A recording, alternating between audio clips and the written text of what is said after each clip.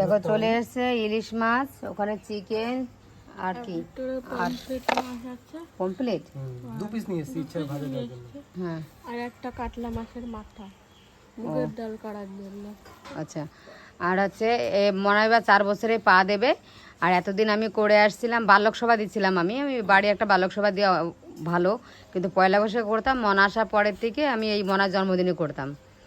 তো ওনার বাবা আমার মনে হয়েছে যে একটু চিকেন মানে আঁশ করবে, কোনো অসুবিধা নেই করা। আমি ভেবেছিলাম যে 4 বছর পর্যন্ত নিরামিষ করব, তারপরে 5 বছরের মাথায় একটু বড় করে করা হবে, সেটা আমি একটা চিন্তা ভাবনা করেছিলাম।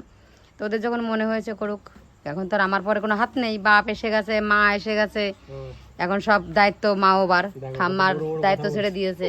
ও মা, সত্যি কথা যেটা সেটা বলছি, এবার কোনো কথা কি আছে, না না হয়েছে হয়েছে। এবার এগুলো হবে। আর ওখানে দিদি সব কিছু কাটাকাটা করছে। রান্নার দায়িত্ব কে আছে? তুমি রান্না করবে আর কে করবে?